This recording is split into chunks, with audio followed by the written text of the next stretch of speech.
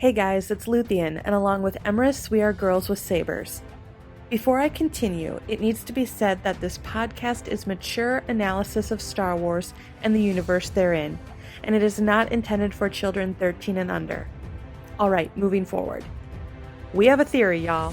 Where in the world is Armitage Hux? We have seen barely anything of the First Order General, and we believe that is for a very specific reason. In this podcast, we dive deep into the theory of Hux being heavily involved with Sidious, with a few twists along the way. Shout out to Aaliyah Aloha, who DM'd us on Twitter with a tweet by Sleepy Stark, hope I pronounced that correctly. This tweet referenced an interview that Daisy Ridley gave a few days ago, where she was asked to give a one-word, all-encompassing hint at the film. She said the word Cyclops.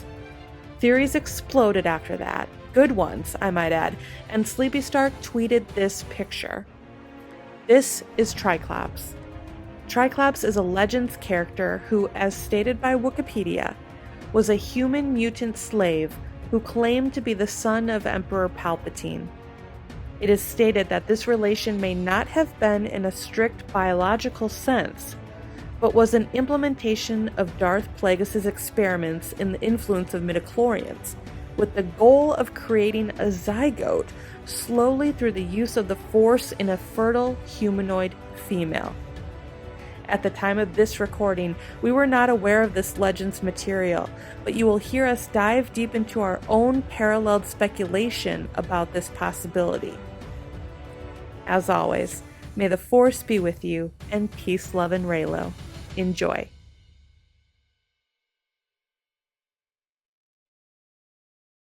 I can't wait to discuss this theory. More in depth. Yes, and it gets more. its own video now. Yes, it does. It does. We just finished recording a podcast with James of Rebel Scum Podcast, and we discussed with him, and we're like, we need to record a podcast right now where we're all on fire, where our wheels of our mind are turning, and we're just like, yes, this is it. This is our Hux as Acolyte theory. Yes. Yes.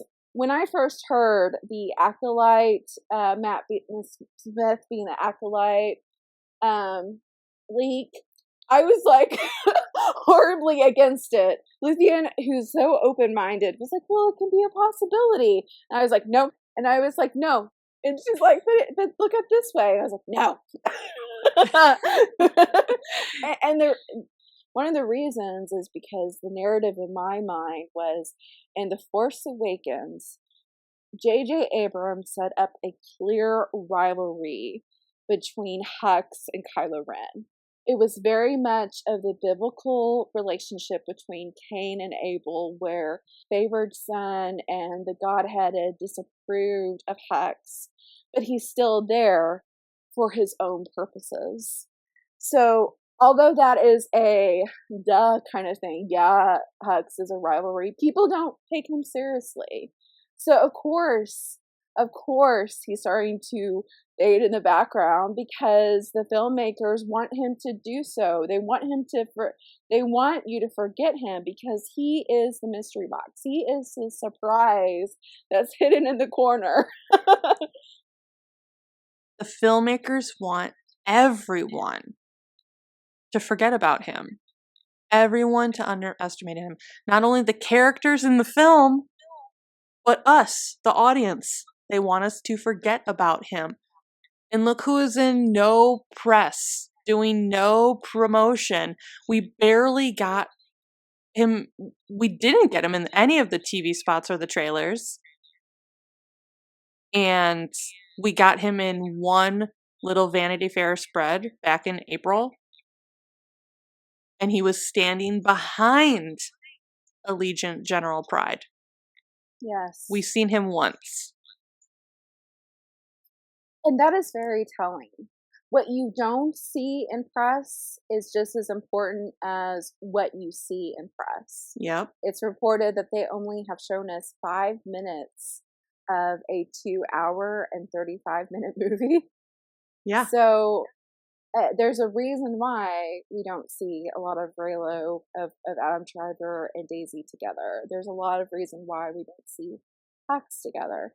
And there's a reason why we don't believe Matt Smith is in the movie. The reason is he was taken and pulled off of Internet Movie Database very abruptly with no discussion and no announcement. And I'm sure people could be like, make the argument, but, people wanted to be a surprise about him. J.J. Abrams is pulling a fast one. Well, why announce it in the first place if he was pulling a fast one? And Matt Smith has said it repeatedly. He said, I'm not in this movie. I'm not in this movie. So what Matt Smith goes on in an article to say is that they wanted a tall, lanky Englishman for this part. Well, you already have a tall, lanky Irishman who does a stellar English accent and who is an amazing actor. Who is Donald Gleason? I'm sorry, but you don't hire a man like Donald Gleason and then just put him in the corner and go, sorry, we're going to go get Matt Smith to play someone with a similar silhouette as you.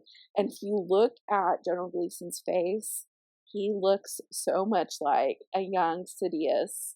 It freaks me out. And look at his facial features and his chin, his nose, his eyebrows, his highbrow. Yeah. Everything looks like Palpatine there. And everything, that like narrow, almost skeletal look of Sidious there has that same long face that Donald Gleason has. And that's a clone that we could discuss. He could be a clone of Palpatine himself, GVP himself. We don't know, but we definitely think that Hux, in some capacity, is embodying GVP himself. Yep. So we have The Force Awakens really shows that there's a rivalry between Kylo and Hux, and that Hux hates Kylo Ren. Kylo is everything that is an example of everything that he hates. And in The Last Jedi, Jason Fry really explains this rivalry in more detail. Yep, he goes on to quote Hux, and Hux says, such sorcery was a last dying echo of ancient history, unreliable and unpredictable where technological prowess delivered certainty. There was just Snoke and his loathsome creature, Kylo Ren. Hux hates Snoke. Hux also hates Kylo Ren, but he hates the Force more. But what would he sacrifice to get rid of Kylo Ren if given the choice? From what Luthien just read, we know that Hux hates the Force, and he sees technology as the superior, and that is the way to win the war. So what if Hux somehow finds a technological way to extract the Force from Force-sensitive individuals? We've already seen this happen in the Star Wars universe. It's no longer in canon, but we see in Knights of the Old Republic, Malak was able to extract the Force from semi-dead Jedi to make him stronger. So wonder if in the pursuit to become more technologically sound, he tries to extract something spiritual and fizzle it down to something that he could use in a technological prowess. He opens himself up to being an acolyte to Sidious, and he finds himself in some way accepting that power. It's the end justifies the means. He thinks the Force is sorcery. To quote Jason Fry in The Last Jedi, where Kylo and his sorcery had failed, Hux and his technological prowess would triumph. It's never enough for Hux. Nothing like that will be enough, especially when he's getting beaten down. People aren't listening to him. He's being used and manipulated. Enough is enough. Well, when you have the devil on your shoulder going, I can help you. I can help you defeat Kylo Ren. I can help you defeat the Resistance and this girl Rey. I can help you defeat the last of the Skywalkers. I can make you more powerful than you ever imagined. But all you need to do is give me everything. And everything being his entire body. So if that means that I have to take on what I hate to destroy who I hate, I will do that. And he becomes that. And look at what Sidious says. He says, now that you're all together. Yes. You're all together. So, I can imagine that he hates everything and everyone. And what would be wonderful is if he just annihilates them all. He kills Poe off for making fun of him. He kills the Resistance. He kills the Jedi. He kills the Force. Everything dies because of this objective that he has. Another way that he can become the acolyte is in the throne room scene after the saber splits and Kylo is passed out. You see that the obsidian ring is still on the hand of Snoke. Right. So what if that obsidian ring, which was obsidian that came from Mustafar, what if that is a Horcrux? What if that ring allowed Sidious to take on Snoke as an acolyte? And now Hux sees that ring. Hux is tempted by it, just like the ring of Sauron, the one ring to rule them all. What if he puts that on? He hears it whispering to him, just like whispers from Vader's mask to Kylo. Vader's mask could even be a Horcrux, and that's why we see it being destroyed in the TV spots in the trailer. This ring is important. This ring now Hux may have, and he just lets Sidious take him. You see that look on his face has changed when Ben enters the Resistance base on Crate, and the shafts of light are coming through the room, and there's all these crosses of light all around. But then Hux is in the doorway, and he has this knowing smirk on his face, like, this will not be the last of me. And it's this knowing look too. It's almost and you've not really seen that look on Hux's face period before.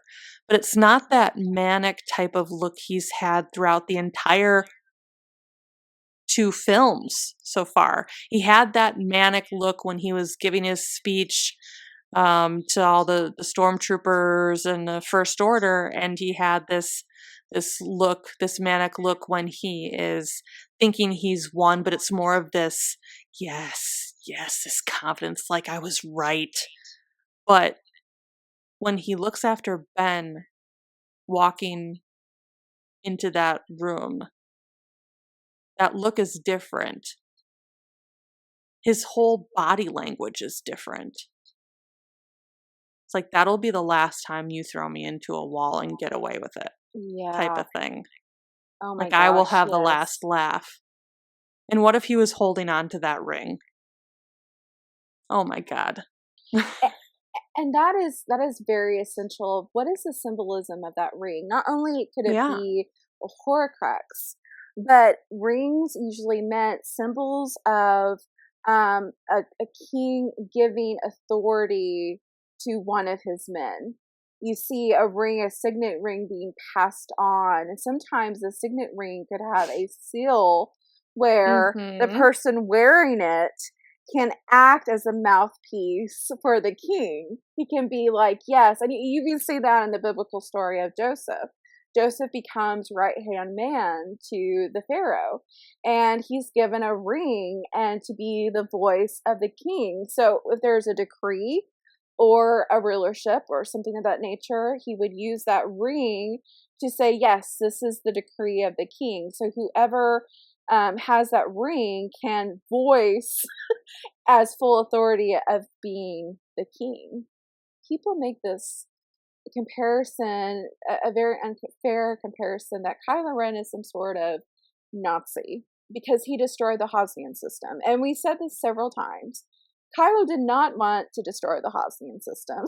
No. And it is canon in the visual dictionary in The Last Jedi that was Hux responsible for the destruction of the Hosnian system. You can also see that Hux killed his father. Hux is charged with violence. He gets charged with death. He wanted to kill his father. He wants to kill these people. So mentally and in his heart, he is more committed to the quest of the dark side than Ben Solo is. Yes. He is fully committed to the dark side. And that can make him an open door to receive the power of Sidious. Now, I was rewatching Rebels and the Bendu episodes because I wanted to take a look there. What the Bendu says, which I think is really interesting, is he said it's not opening a Sith artifact or a Horcrux that makes you evil. It is the heart of the person that makes you evil and how you partake of that Sith Horcrux and that message. So the fact that Hux has such malintent and is on the path of destruction makes him a perfect receiver of the maliciousness of Sidious and of the Sith philosophy to destroy everything. The extreme of the dark side is death and destruction. The person who is a Sith Lord wants to kill everything so he can be the only one remaining. He is against life itself. We need to remember that the extremity of dark is evil. Yes. It's not just like I get to wear cool black clothes and I need a little bit of shadow in me. Star Wars teaches that you actually acknowledge your shadow, which means, yeah, I have a dark side, but you lean towards the light, which means an acknowledgement or an embracing of your shadow. Doesn't mean that you gleam and glory and dance in your shadow. It means that you say, okay, I am very capable of doing bad things. I see that, but I'm going to lean towards love and compassion and light. And when the context calls for it, then there is a time for the dark side. There is a time for judgment. There is a time for death. There is a time and a season for everything. And I think that's one thing that when we talk about balance, I think that's something that needs to be clarified, is we're not talking about the harmony of good and evil. We're talking about being a person that can make wise decision within the context of the situation. Would you agree, Twin? 100%. One thing that we need to also acknowledge is in the throne room scene, after Hux finds Kylo Ren passed out, he tries to kill him. And Donald Gleason was in a press conference shortly after The Last Jedi and said that was not in the original script.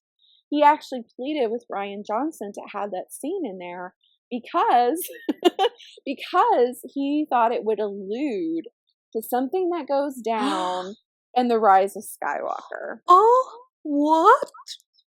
Yeah. Moving forward with this acolyte theory, and we really from the get-go have felt that those first round of leaks that dropped about the Acolyte theories screamed Colin Trevorrow. Oh my gosh, did they ever? And pretty much screwed around with the narrative hardcore. But we both felt that that was very plausible. And then moving forward with this speculation, it evolved into, well, what does this remind us of? And for me, when we saw the first trailers and you see that throne that we come to find out was concept art from the OT of Sidious's throne, it reminded me of the Mouth of Sauron. And what could be the Mouth of Sidious now? We hear his voice, we hear his laugh. We truly have not seen him at all. And then I got to thinking a little bit more about how we see this, and if anyone is familiar with Dune, and Adat Chat said it in a live chat after that trailer, is that when Rey and the lightning's going on and she's backing up and you hear Sidious laugh and you think he's in his throne and it's moving forward towards her, well, something is in front of her. And it may not be looking like a throne, but it looks like something is suspended in the air. It reminds you of, I think it's Baron Harkonnen, but in that contraption that helps him move around. But what is that? That is technology. So what if Hux has combined himself, the technology, and now he's an acolyte? It's just, it's blowing my mind, the possibilities of all of this coming together. But we have not physically seen Sidious yet. We might not physically see him. We might only hear a similar voice. And that voice is the Mouth of Sidious, Hux. And if anyone knows the lore of the Mouth of Sauron in Return of the King, and it's a scene that I wish they didn't they edited it out, but I wish we would have gotten it to see, because in the book it is very profound. You only see Sauron in flashbacks, and then in the movie as an eye, an all-seeing eye. He sends out to talk to Aragorn and the last remaining men. He sends out the Mouth of Sauron, who is an actual being, an actual entity, to face Aragorn, the one true king. And the Mouth of Sauron is so strongly devoted to Sauron. I mean, he is a servant to the Dark Lord and an emissary. I want to say the Mouth of Sauron was a lieutenant of Barad-dûr, and he was also one of the Black Númenóreans. And if you're into Lord of the Rings lore, the Black Númenóreans were the shadow of the king's men, and who were cruel oppressors and overlords over the more primitive men of Middle Earth.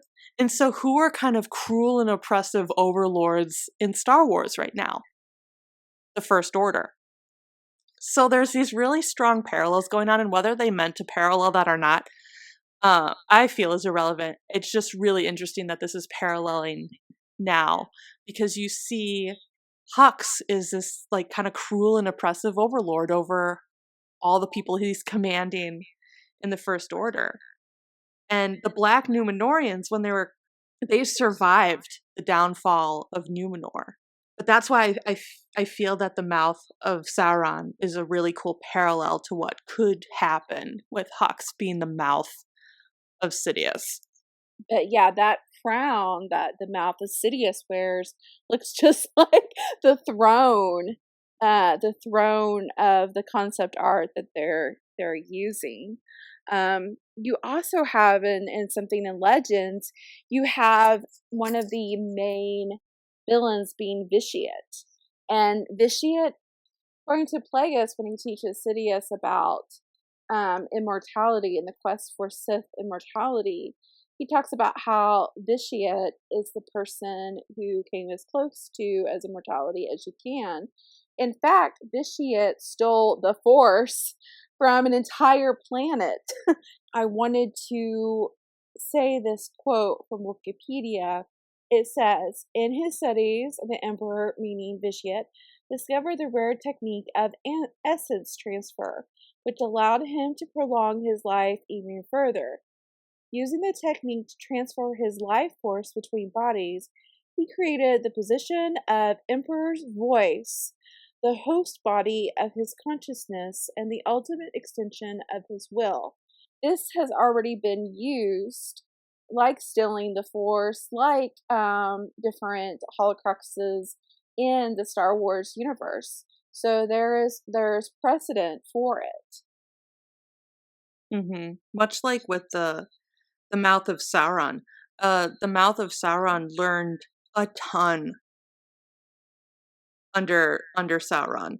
They say it was learned much sorcery under during his time, and knew many of those plans that he had already.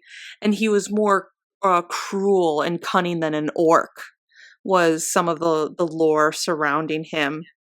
And we never know his name. And I want to say that's because he forgot his own name. I think you're right. Yeah, he forgot his own name. I wouldn't be surprised if when Ben encounters Hux as the Mouth, he calls him Hux, or calls, I'm wondering if he even remembers his first name as Armitage. If he even remembers Hux at all. He's like, he could be, I don't know that name. Well, that is not my name. See what happens when you take the ring on. I mean, Smeagol disappeared and was basically consumed by Gollum. Yeah, exactly. And what, in the extended edition, what do we see the Mouth of Sauron doing? He's baiting Aragorn and his company, trying to intimidate them and convince them to give up and just let Sauron take over and win, which is exactly what if Hux turns out to be the Mouth of Sidious, it's exactly what he's going to do. He's going to be the one who is haggling for Sidious, planting, sowing, reaping those seeds of doubt. You cannot win. I cannot be beaten. I cannot be betrayed. And what I find amazing, and now looking back on this, is Andy freaking Serkis played Snoke. That's I know. It's awesome. It's just, I cannot be betrayed. I cannot be beaten. I mean, who would say that other than Sidious? Who betrayed me? Darth Vader betrayed me and threw me down a shaft. But I cannot be betrayed. I cannot be beaten. And that is why I have this acolyte Snoke as my ring man. I wonder if that's why Sidious will throw Ben down an abyss, because that's what Vader did to him. Yes. So he thinks that if he throws down Ben down abyss, he would disappear, but not knowing that will actually strengthen the hero in order to defeat him. That's really, really interesting. I really love that. Yeah. Oh yeah. We talked about this a little bit with Friends of the Force, Brad from Friends of the Force, and we talked about how we believe that Sidious might have even formed a Force bond with Luke, and that explains one of the reasons why Luke became so suspicious of his nephew and really pushed Ben into, quote unquote, the arms of Snoke for protection and for identity. That maybe Sidious was the one that showed Luke the dream about Kylo Ren being the destruction of everything that Luke built and loved.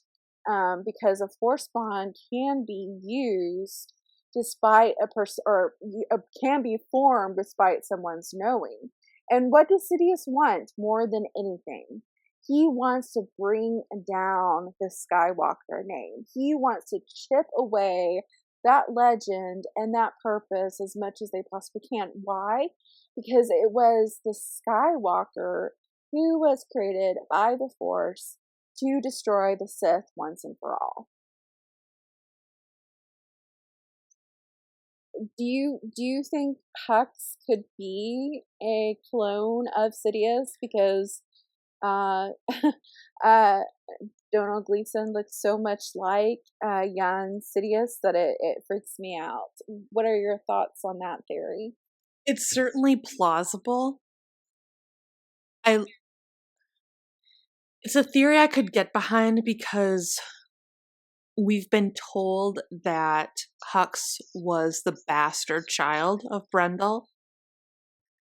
That it was just explained away that his mother was a kitchen maid or whatever the heck. I mean, she was some lower level type worker. And at least I'm pretty sure that was the case, if I'm remembering correctly. Yeah.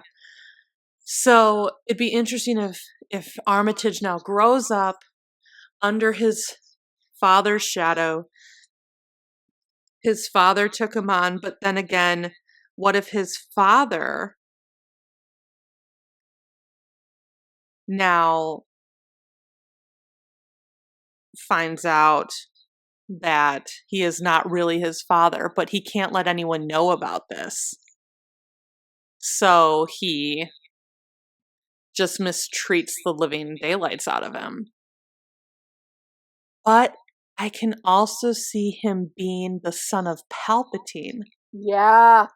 Oh, man. and do what he couldn't with Shmi. Because we saw him try to manipulate Shmi in that comic. And we know that he was not successful in that. But what if he tried again? And he was successful with that kitchen maid or whoever. And it became Hux.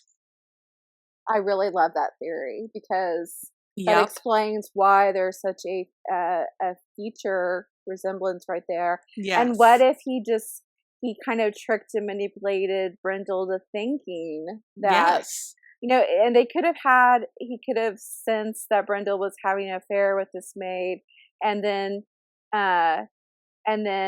had a relationship with her too, and that produced of course, a child. Of course, yes. So there's numerous ways that he can bring about Hux into his shadow. That and also plays in. Sorry, I just remembered this now that we're talking this out. No, that's okay. In the early drafts of the Lord of the Rings, the mouth was envisioned to be a child snatched by Sauron. Oh my gosh. And later, a Gondorian renegade.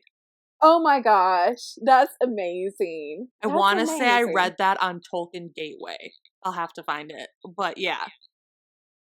Yeah. That was in an early draft, I want to say.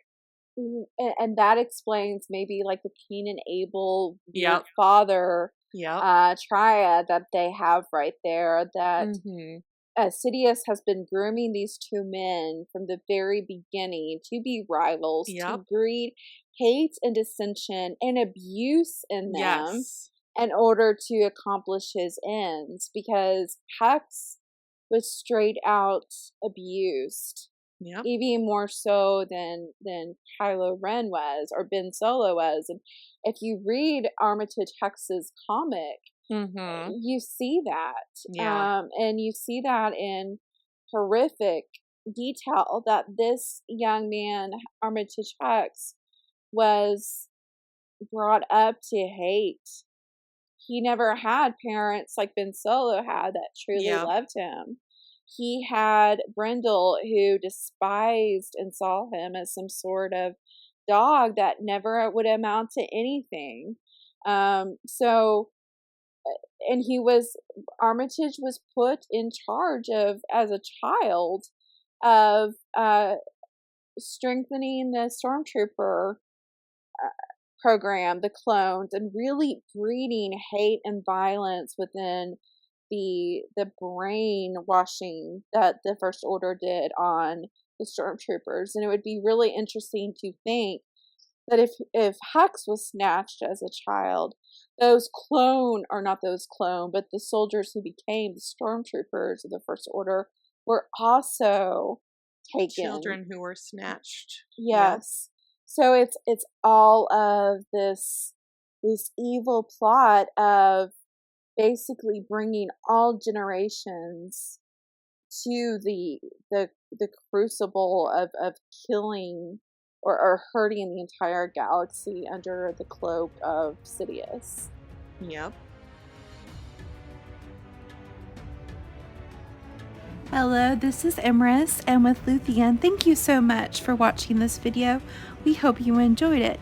If you haven't already, please subscribe to our channel and click on that little bell icon that will give you notifications every time we post a new one. And of course, like, comment, and do all those things. Peace, love, and Reylo, guys. All magic comes with a price.